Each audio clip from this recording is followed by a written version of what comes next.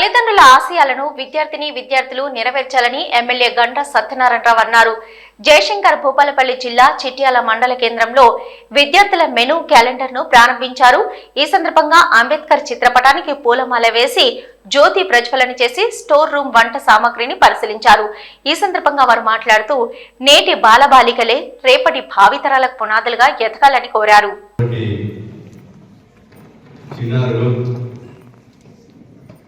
Intermediate 5th to intermediate 621 మందితో ఈ యొక్క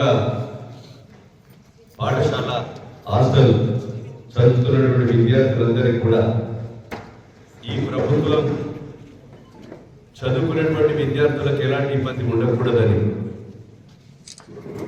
గత 10 సంవత్సరాల నుండి మెయిన్ ఛార్జీలు పెంచలేక 55 రూపాయలతో నీకు సబ్బులు ఇవన్నీ చదువుకొని ఆ పిల్లలు ఉండాలంటే ఎలర్జీ వచ్చేది. ఎలర్జీ అంటే మనం ఇంటికి పోయేసరికి కోకుడు ఎక్కువైపోయేది, లేని బీమారి ఇబ్బంది అయ్యేది.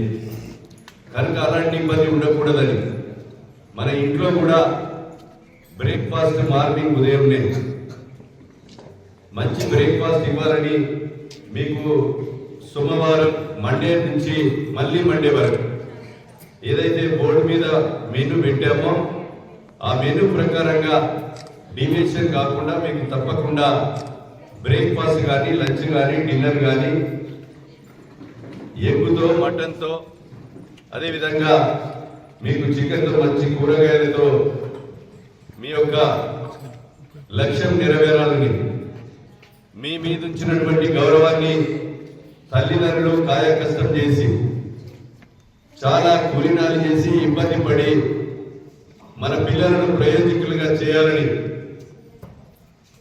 కష్టపడి చదివిస్తున్నారో తల్లిదండ్రుల నమ్మకాన్ని వమ్ము చేయకుండా